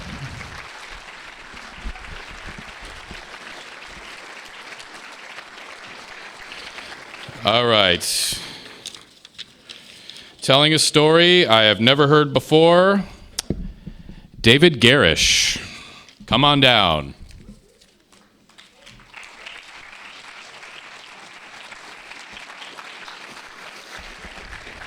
All right. I guess we can just come straight up, can't we? You might have to sign a waiver before you do that. And he made it. Okay, great. Hey, thanks. Good. How are you? Good, thank you. Yeah. I don't have a script, but neither does Trump, so. Yeah. I moved to Alaska. I had my second birthday coming up the Alcan Highway in 1952. My father was in the military. We stayed up for 3 years and then went back. But then I moved back here because I just saw all those pictures, and it was, I've got to go back there. So in 1982, I went to Bethel, Alaska. I didn't know much about three-wheelers and four-wheelers and snow machines, but I did buy myself an old three-wheeler and took off going down the Kuskokwim River. Didn't know anything about freezing ice and that sort of thing. Well, I did go through the ice, and it was an area probably about this big. My machine turned upside down, and I was freezing cold. And sure enough, Up the river comes a Yupik Eskimo with a dog team, and he sees me. He helps me get out of the water, and then he was talking in the native lingo, and I didn't know what the heck he was saying, but I knew he was going to help me. Now, this is strange. He pulled my pants down a little bit of the ways and started grabbing grass and sticking it in my pants. And I thought, what the heck? I thought maybe I was hallucinating or something. But I have my pants all stuffed full of grass, and then he says, he pointed to the sled, and so I got onto the sled, and we took off going down the river. Really nice guy. He took me to the hospital, and I was somewhat hypothermic, but was fine. I ended up getting warm, and everything worked out well. And then what's really nice is he came back out to the house that I was staying at and pointed to the back of his sled, and we went back out there, and this time I didn't have grass in my pants. I ended up getting some long johns because I wasn't used to wearing those sort of things in the lower 48, and so I did have my long underwear on, thank goodness, and we went back out, and he helped me pull out the three-wheeler, and I told him thank you very much. I really appreciate that, and basically that's it. But like I say, nowadays, no grass.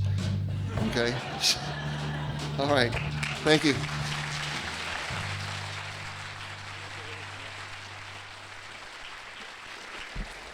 David Garish.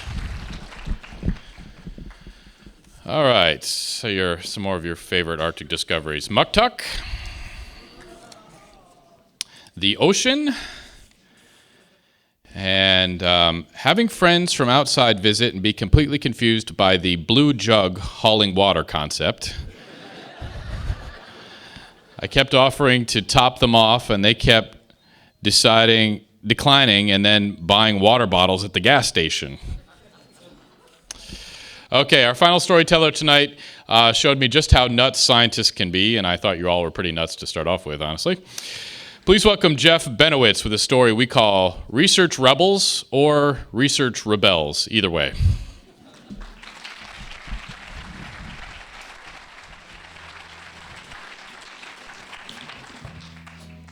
Morning. Let's see what we got here. So geologists, scientists, climbers are a lot alike in that they are not right. Both prefer the company of rocks, get a tad passionate, bordering on obsessive towards their goals, gotta get that summit rock, and regardless of tensions, often end up breaking one federal law or another. This here is a story about climbing addictions, illegal science, a very displeased Swedish working wife sitting over there, and a new haul or two in a shirt already ripe with a series of story hauls. These new hauls are on the back of the shirt, and there's a story how they got there. Legal science is actually a pretty big deal. You can go to federal prison for it. My story starts in New York, where a lot of these stories start. I always wanted to move to Alaska and be a subarctic Sephardic, and I did. And what I learned about Fairbanks is it's very intertwined, like a field of alders in the Brooks Range. One of the first people I met was Sue Steiner, that Nancy mentioned. She introduced me to a guy named Ian, who now lives in Nome with Sue Steiner. Ian became one of my main climbing partners when David Hopkins, who was one of the discoverers of the land bridges towards Nome, that Dan O'Neill wrote a book about. Dave Hopkins convinced me to drop out of school and be a climbing bum by saying, you should drop out of school and be a climbing bum. So me and Ian had all kinds of climbing adventures, and we spent a lot of time on the Muldrow Glacier and eventually climbed the north face of Wedge Peak. When we were climbing the north face of Wedge Peak, the reason it took a few times is rocks kept falling down the face, and we'd go climb something else. And it finally got cold enough, we were able to climb the face. And while we were climbing it, I noticed this beautiful ridge off to the right, filed it away. Many years later, met the working Swedish wife-to-be, said, I gotta get a job, I got no skills, I don't know nothing. I'll be a geologist. So I got a PhD in geology. And figured I'd study the mountains that I love, because then I could go to the mountains and I wasn't addicted to climbing, I was working.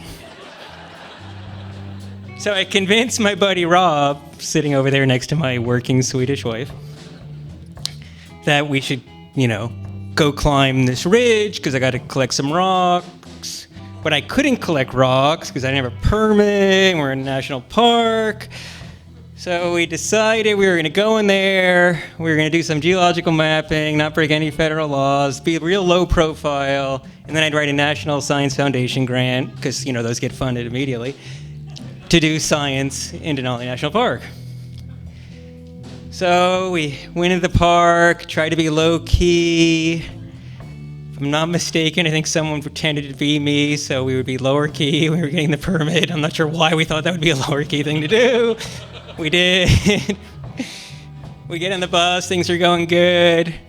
We stop at a rest stop. Immediately, a ranger goes, "You guys climbing?" We're like, "Well, not really." And they're like, "You got climbing stuff?" And we're like,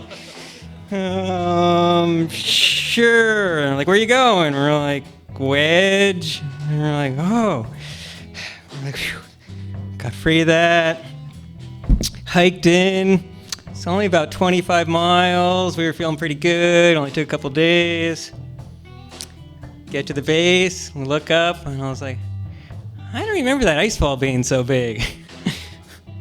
Rob, you looked at pictures. Did you remember that ice fall being so big? He looked at me, I looked at him. Next morning, we went through the ice fall. So, all this jumbled ice, big holes. Took our time. Finally got up to the call. We took one look at the ridge, and we're like, yeah, it's granite, but don't take it for granted. There's all these piles of towers, pretty much frozen in place, except it was pretty warm, so it wasn't too stable. Rob was like, well, why don't we go climb that peak? And I was like, oh, I already climbed that peak with Ian when we build. The other time we tried the north face. Let's just go up the ridge for a little bit. Rob, who was new to climbing, figured, he must know what he's doing. I'll follow him. I started heading up over one tower. We're doing good. Second tower, not so good, but it was good. Heading up the third tower, I reach over my head, grab a nice tombstone-sized block. I fall off the ridge. Block of rock falls off the ridge. Things are okay. We're doing a little dance, trying to keep the rock from cutting the rope. Rock decides to change direction, pinned my leg against the rock tower, pulled off, rope caught me. Rob was like, you okay? And I'm like, I'm fine, but I'm pretty sure my leg's broken. He's like, what do you want to do? And I was like, we gotta run. So we started running, because I figured I had about 3-4 minutes before the adrenaline would wear off. It was about 3 or 4 minutes. We didn't make it all the way back to the call, and I had to get some pharmaceutical help. It's always important to carry narcotics. So I took some narcotics, we made it to the call. Narcotics started to move through my system, and I turned to Rob, and I said, Rob, you gotta leave me here. You gotta go get help. Don't tell the wife. She's got a job. He's like, okay, I'm leaving you here. He starts to get ready to leave. I'm like, no, Rob, don't leave me here. It's a bad idea. So we start moving down together. Rob would lower me, then he would down climb. And then we got to the ice fall. And it wasn't as steep anymore, and I couldn't stand. So I started to lay on my back. Remember those holes in the shirt in the back? I started to slide along, and Rob was like, we're going right into the crevasse field. And I'm like, I can't steer. And he's like, okay. We make it through the grass field. We get down to our tent. I'm feeling pretty good. I'm not dead yet. Rob's like, I guess this is normal when you go climbing. I've read about this stuff in British books and all. He's like, what do you want to do? You want me to leave you here? I'm like, no, you can't leave me here. I'll make the papers. Yeah, I can't make the papers. We're in the park. We're kind of doing illegal science, a federal crime. Got that working wife. It's like, okay. So we wrap sleeping pad and some ski poles around my broken leg. I get up earlier than him. I'm doing good. I got a good head start. I start walking. Rob gets up a few hours later and catches me in about 15 minutes. He's like, you're not doing too good. I'm like, no, I'm good. A couple days went by. We were still, I don't know, half a day from camp. But I was doing good. I was doing good on narcotics. Figured I'll take some more.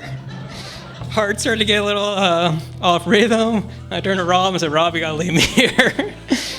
But before you leave me, take a GPS point, because they're never gonna find me. He's like, okay.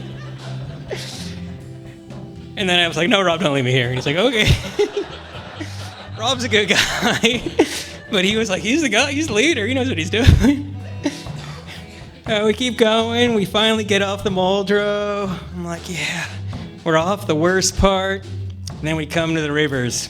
Thing about a foam pad around your leg is it floats. It's not a problem when you're on a glacier. Stick your leg in a moving river, you start going down the river. Now you're on one leg's going one way. Rob was a good guy. He started carrying me across the river, my pack across the river. We're walking along, and then we could see some people in the distance. I was like, oh, Rob, we gotta pick up the pace. And he's like, okay. Now we're really moving, maybe quarter mile an hour. I mean, we're making ground. The tourists catch up with us, and they're like, you look injured. I'm like, no, I'm fine.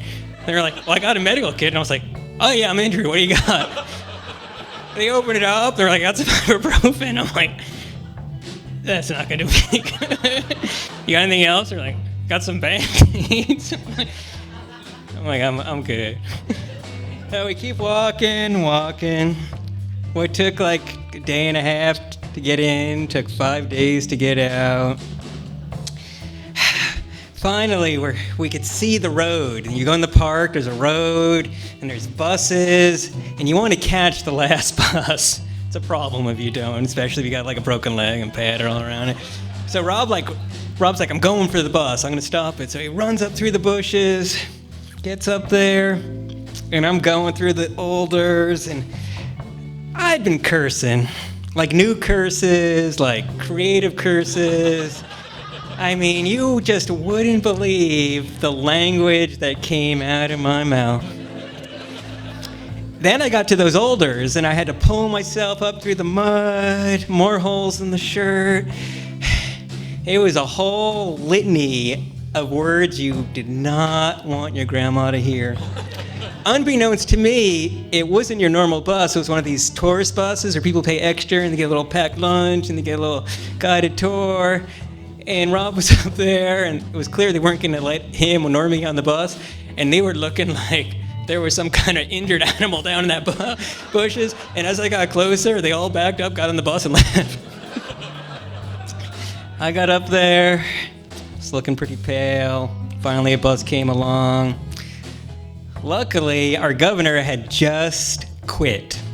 So our panel had quit. Everyone was fascinated with this. No one noticed the giant sleeping pad around my leg. We're good. We're getting out of the park. We're not making the newspapers. No one's going to know we did illegal science. We got our geological map. We're good. We're going to get a grant. We're going to be rich. My wife's going to be happy. We're good. Oh, the wife. Rob's like, what are you going to do? I'm like, oh, you going to tell her? I'm like, I'm going to hide it. I don't know. So now I'm starting to stress. I'm like, Rob, why are you doing this? You're stressing me out. So we make it all the way to the visitor center. We get off the bus. People are starting to kind of give me looks. I'm like, I figure out it's just because I smell bad. I get on a bench near the entrance. Rob's like, I'm getting the car. I'm like, cool. He goes and gets the car. And at the park, you can't pull up to the building because that's where the buses park, but there were no buses, so he pulls up there. I start moving as, fast, real fast, not very fast, towards the car, and this bus driver runs towards Rob and starts using curses I never heard before. You can't park here. And Rob's like, oh God, what do I do?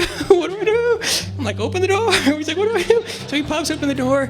Then the ranger we saw on the way in shows up, and he's like, did you get hurt? Did you get hurt? And I'm like in the car, and I got my leg out, and he's like, you got hurt? Did you get hurt? I'm like, Rob, take off, take off. Rob guns it. I'm like, legs out the car. We take off. We're good. We're good. We got our signs done. We're good. It's all clean. No newspaper. And I'm like, Rob, you gotta give me the cell phone. And he's like, you're gonna do it? I'm like, I'm gonna do it. Okay. So I call the wife. She's like, I'll meet you at the hospital. That's all I got out of her. So when we got to the hospital, Rob just slowed down. Popped open the door. He didn't walk in or anything. He's like, you are on your own. I go to the hospital, and my working wife, she's like, we had a deal, we had a contract, 5 years of manscaping, and like, you know better. You're like a professional climber, like you're a big deal. This is what you do. I don't leave home with my spot locator anymore. It's a new contract. Working wife. She pays the bills.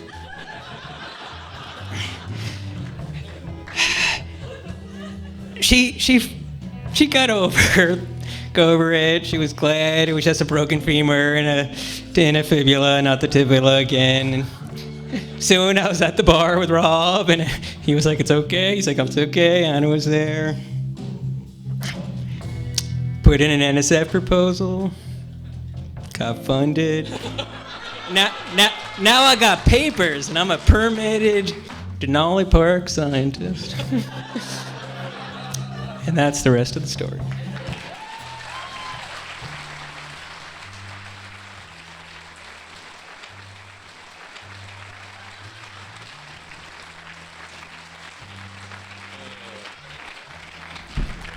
Jeff Benowitz. All right, thank you so much for coming to Dark Winter Nights tonight. Let me do 3 more of our favorite Arctic discoveries. Practicing ice hockey at 20 below. When you blow bubbles at 40 below, they shrivel up and break. And about 2 years ago, I discovered windproof underwear for skiing. That's fantastic. Thanks so much for coming to Dark Winter Nights tonight. The goal of Dark Winter Nights is to share true stories from Alaska with the rest of the world, and your support tonight helps us do that. Our next live event will be Saturday, April 16th at 7 p.m. in Herring Auditorium, and that's going to be our last live event for a while because I'm going away on sabbatical next year. So don't miss it. Yeah, what? We didn't approve that. We're going to get you fired before we let you have sabbatical. So check out darkwinternights.com for more information about that event next month. You can follow us on Facebook too. Remember that we need your stories. That's how we do this thing. So please fill out that form in the back of your program. There's also a form on darkwinternights.com where you can submit stories. Help us share the real Alaska with the world by downloading our podcast on iTunes or Google Play, and it's also available on our website. You can follow us on Facebook. Tell your friends about us. Really, we're kind of relying on you to help us share the real Alaska with the rest of the world. Let them know that reality TV is not the only place where they can get their Alaska fix.